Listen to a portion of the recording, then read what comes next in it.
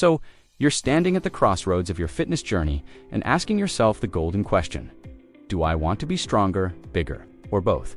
For most gym goers, it feels like you have to pick a side: the guy who lifts insanely heavy but doesn't look the part, or the jacked guy who struggles to match his aesthetic with his strength. Here's the truth: it doesn't have to be one or the other. Whether you dream of lifting heavier or turning heads with a muscular frame, you can master both worlds with the right strategy. Sounds intriguing, right?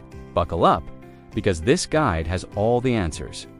Imagine this: you walk into the gym for the first time and someone asks you, do you want size or strength? It's a question that stumps so many of us because, well, why not both? Strength is about power, your body's ability to move incredible weight with efficiency. Size, on the other hand, is about aesthetics and hypertrophy, increasing the cross-sectional area of your muscles for that bold, eye-catching look. But here's the kicker: training for strength and size aren't exactly the same, and understanding that difference is the first step toward achieving your ultimate physique. Now, if you think about it, trying to balance these goals might sound overwhelming. After all, how do you structure a program that gives you both the power of a strongman and the muscular definition of a bodybuilder? The good news is, it's more doable than it seems. By understanding the core principles of size versus strength and tailoring your workouts accordingly, you can unlock new levels of efficiency and results. But before diving into the how-to, let's unravel the key differences between these two goals, because that is where the magic begins. At its core, the difference between hypertrophy and strength comes down to your goal. Hypertrophy is all about muscle growth, building size, and creating a balanced aesthetic physique. It increases the cross-sectional area of your muscles, giving them that full, rounded look. Strength, on the other hand, is a measure of how much force your body can produce. It's rooted in neuromuscular efficiency, where your brain and muscles work together to lift heavier and perform better. Think about it this way: strength is like optimizing an engine's power, while hypertrophy is about upgrading the bodywork so it looks just as impressive as it performs. Someone focused on strength might prioritize compound movements like squats and deadlifts to train the body as a whole, while someone aiming for size would give extra attention to specific muscle groups. But here's the catch: just because you're stronger doesn't always mean you're bigger, and vice versa. The key lies in how you train. This is where most people get confused. They either stick to one extreme or mix the two without a clear strategy. For example, a powerlifter focuses entirely on progressive overload to maximize efficiency and lift heavier, while a bodybuilder seeks tension and volume to achieve that mind-muscle connection. Still, there's no law saying you can't combine science from both worlds. Once you grasp these fundamental concepts, you can begin blending methods, and that's when results start to skyrocket. When training for strength, the focus is all about efficiency. Each move has to count, as your endgame revolves around moving heavy weights with impeccable precision. Imagine the bar path during a deadlift.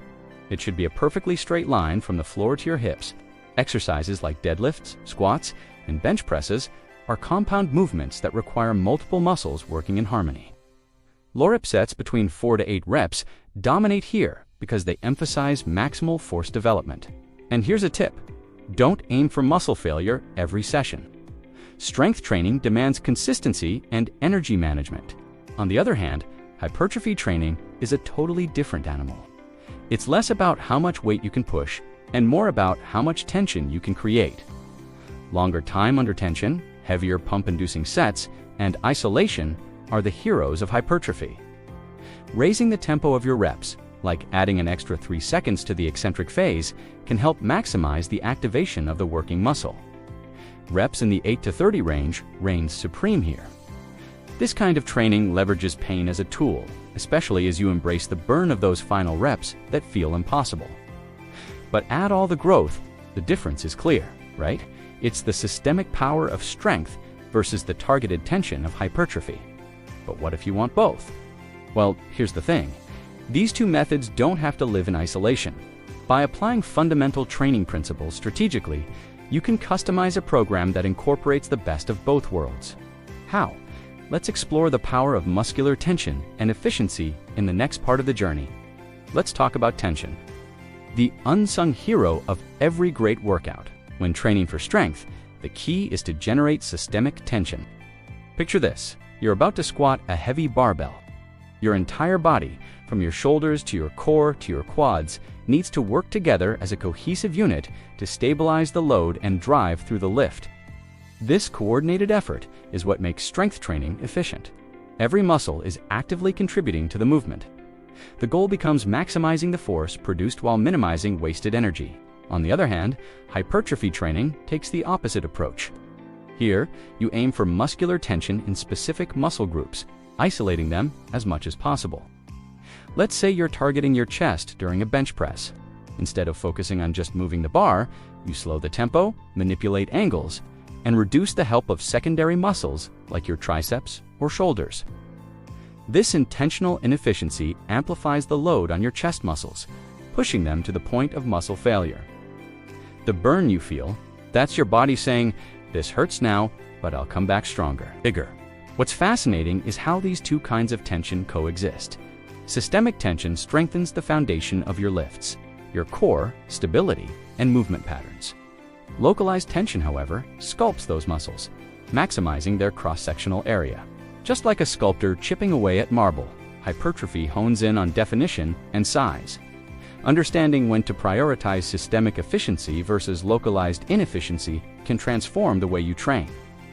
And wouldn't you know it, that clarity is exactly what we'll tackle next. Your training split is more than just a schedule. It's the blueprint that shapes how your body grows. Traditional bro splits, focusing on one muscle group per day, are a classic, but let's be real, they're not the most efficient when it comes to muscle growth or strength. Instead, think strategically. An educated bro split allows for smarter programming where you train complementary muscle groups across the week. For instance, pairing chest and triceps or back and biceps ensures you get incidental muscle stimulation, so no set goes to waste. For those focusing on hypertrophy, weekly volume is king. Research suggests you'll want around 9 to 20 sets per muscle group each week, but don't cram them all into one brutal session. Split them into 2 or even 3 workouts to maximize recovery and muscle tension.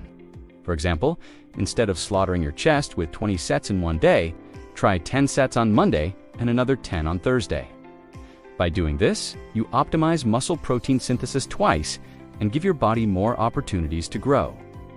It's like planting seeds repeatedly for a bigger, stronger harvest. For those chasing strength, structure gets a bit simpler.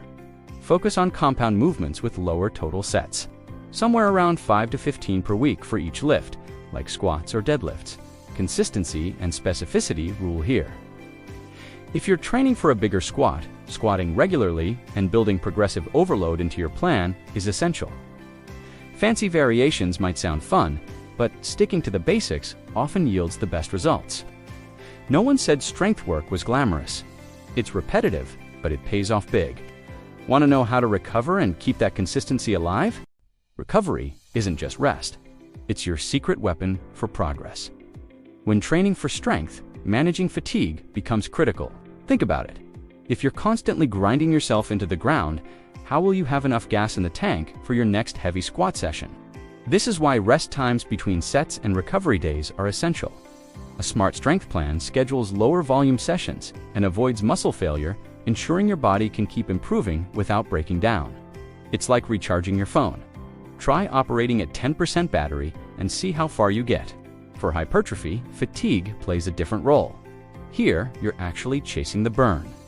You know that deep ache after a high-rep set of leg presses? That's delayed onset muscle soreness? DOMS kicking in? Your body's way of saying, "I'm adapting." However, DOMS shouldn't scare you. It's a natural part of building muscle growth. By rotating workout focuses, for example, upper body one day, legs the next, you allow sore muscles to recover while still hammering away. Adaptation thrives on striking this balance between hard work and rest. No matter your goal, recovery strategies like adequate nutrition and sleep are non-negotiable. Think of them as the scaffolding holding your progress together. Skimp on either, and your foundation crumbles. Simple tweaks, like eating a protein-rich meal post-workout or prioritizing 8 hours of sleep, can change everything. Recovery isn't flashy, but it's where strength and growth truly happen. Let's take things to the next level with advanced training techniques. When training for strength, strategic variations can break plateaus. For example, incorporating pausing movements, like holding a squat at the bottom position, builds strength in weak points while improving stability and control. Another game changer is deficit training, where you stand on a slight elevation to increase the range of motion during deadlifts. These seemingly small tweaks don't just reinforce your lifts, they strengthen your neurological progression, allowing you to recruit more muscles and lift like a seasoned pro. For hypertrophy, it's all about creativity and intensity techniques. Try drop sets, where you perform an exercise to muscle failure, reduce the weight, and immediately push through more reps. Or experiment with effective reps, cutting rest time between sets to jump straight into the muscle's growth zone. This amplifies muscular tension faster, forcing your body to adapt. Changing angles or tempos can also make a familiar exercise feel brand new, like pausing at the bottom of a bicep curl to really target your arms. These techniques are your arsenal for building dense, sculpted muscle. What separates advanced lifters is knowing when and where to use these methods. You don't need to throw everything into the mix at once. Instead, apply advanced techniques sparingly to avoid burnout. Whether you're tweaking for strength or size, the goal is constant progression, pushing boundaries without spilling into inefficiency. And what if you want both strength and hypertrophy in a single workout? That hybrid strategy is where we're heading next. Why choose between size and strength when you can have both? The art of combined training lies in balancing two distinct focuses into one cohesive workout plan. A concurrent approach starts with compound movements like squats or bench presses at the beginning of your session, prioritizing strength when your muscles are fresh. After pushing for power with low reps and heavy weights, you transition into hypertrophy training, layering on accessories like leg presses or cable flies to zero in on specific muscle groups. It's the perfect blend of systemic power and targeted muscle growth. Alternatively, there's the physique approach, where you cycle through periods of strength and size training. Think of it as seasons for your body, building strength in one phase with techniques like 5x3 or maximal effort, and then switching to hypertrophy-focused blocks filled with higher rep ranges and time under tension tactics. This allows you to overload the nervous system in one block, then shift gears to focus on cross-sectional area expansion in another. It's not just effective, it keeps things fresh and avoids overloading your body with too many goals at once.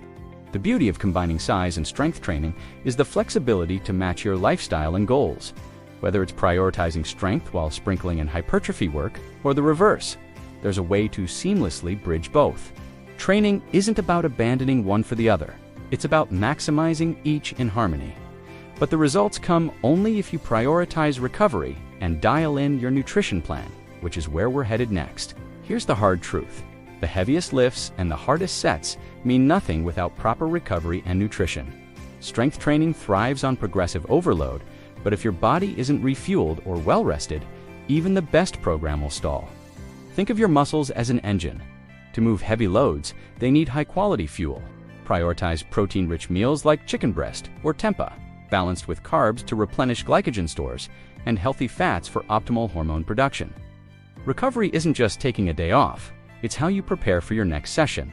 On the hypertrophy side, delayed onset muscle soreness DOMS can feel like both a badge of honor and a warning to slow down.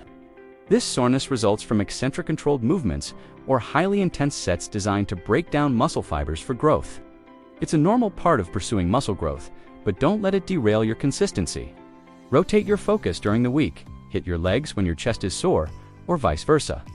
Active recovery methods like light stretching or foam rolling can help alleviate soreness and keep you moving forward. Recovery and growth are inseparable. Sleep matters just as much as your workouts. A solid 7 to 9 hours each night allows your body to repair and your neurological progression to improve. Miss out on sleep, and you'll notice your strength plummeting and your muscle gains slowing. Pair this with consistent hydration and eating within your calorie and macro goals. By treating recovery as part of the training process, you'll unlock the full potential of both size and strength gains. Ready to bring it all together? Let's wrap it up. At the end of the day, the journey to achieving both size and strength boils down to smart planning, consistency, and patience.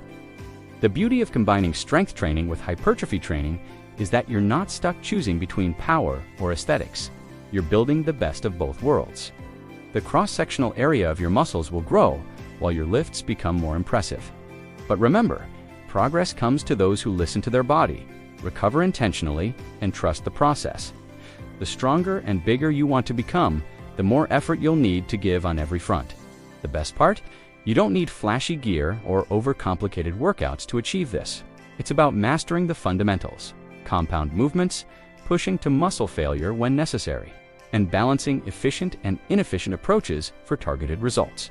Sure, there'll be bumps along the way, sore muscles, tough days, and even doubts. But with the tips laid out here, you're armed to tackle them all. And the payoff, a body that's as strong as it looks, and a mindset that matches the resilience you've built in the gym. Now that we've walked through the blueprint, the question is, are you ready to take that first step? Training both size and strength is a game changer, but it starts with action. Let's turn this knowledge into results. Start experimenting, stay consistent, and discover what your body is truly capable of.